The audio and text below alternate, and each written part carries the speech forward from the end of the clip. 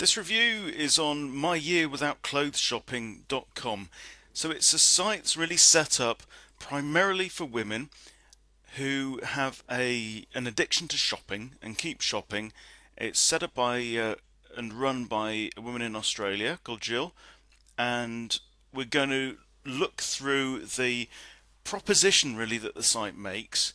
We'll look a little bit maybe at SEO as well, because I think that this is a site that could really drive a lot more traffic by going for a slightly different market.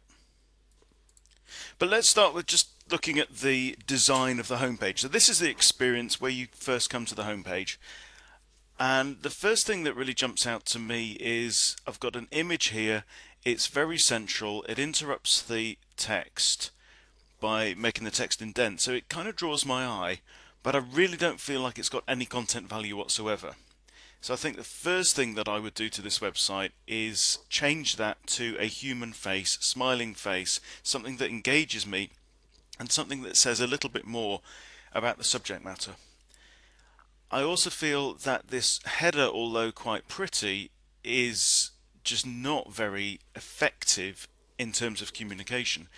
If you squint at that header, you'll see that the main tone is maybe a little bit lighter than medium, but then the text in this kind of maroon is just a bit darker than medium.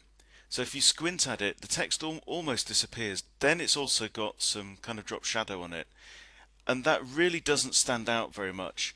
And this one, this strapline in particular, it's the Shop Your Wardrobe website.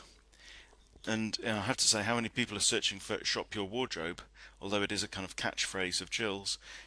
That's not very readable at all. It's better if you select it, and I think they're using custom fonts there, but this could be a lot bolder and really stand out and make a much stronger statement. It can still be soft and female as well, but it doesn't need this much decoration on there. All of this stuff kind of pulling your eye away from the text, and the text is really coming off worst in that particular area of the page. Then we've got a main heading, The Cure for Shopping Too Much. Now, again, we've got the same custom font used here. I'm not convinced that that custom font is really going to be helping the brand to come across as professional, as trustworthy and reliable.